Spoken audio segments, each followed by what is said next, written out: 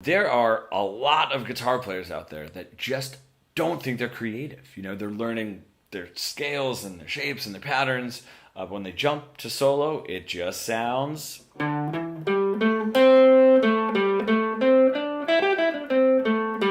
Some people think the problem is like talent or just not being a creative person, but that's not the case.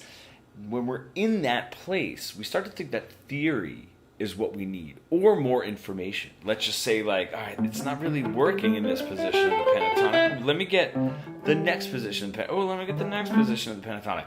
Will Dorian help? Nope, certainly won't. So what is it that we need to do? It's not about information. It is about being fluent in what you already know. Creativity flows when we get rid of overwhelm, and that overwhelm comes from trying to utilize too much information. If you don't know, my name is Ryan Gaughan. I have been helping guitar players for 20 years really bridge the gap between their creative ideas and what they're able to play, becoming fully fretboard fluent. If you would, hit the subscribe and bell notification to get more videos on how to make your guitar playing better. So when we're stuck in this place, your brain is sort of like trying to juggle what scale and what position and what chord that these notes work over, etc.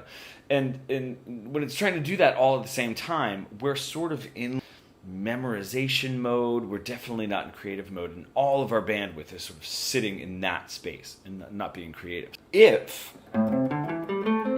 just that position of the minor pentatonic just doesn't sound good and it still sounds boring, we'll just break it down to the two strings of the minor pentatonic and say, okay, can I just use those and try to develop something. I recommend trying to do a motif or something that is a little bit repeatable and a little bit familiar that gets us out of random land pretty quickly, right? So if I do...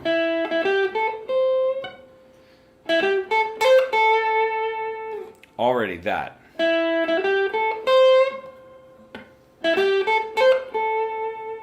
Great.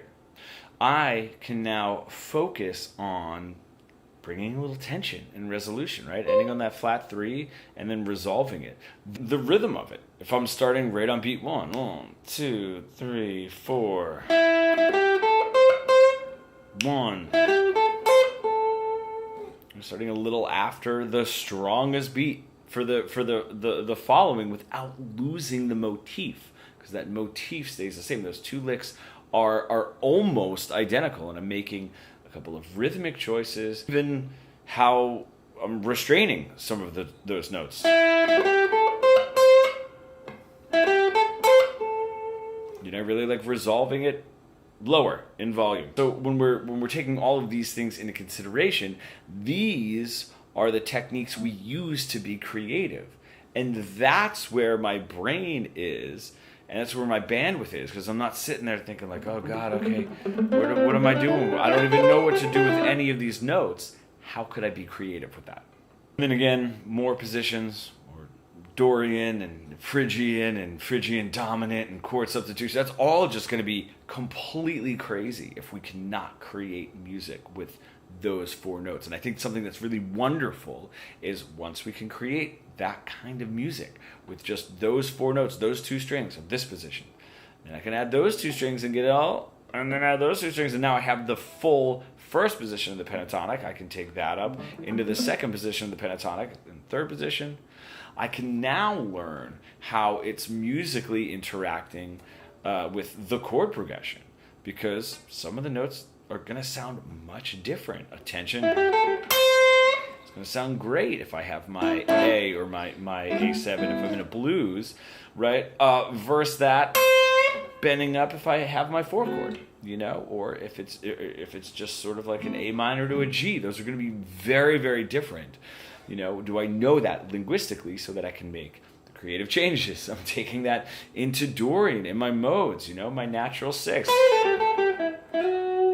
Do I want to hit that over that 4 chord to really brighten it up and really accentuate that chord?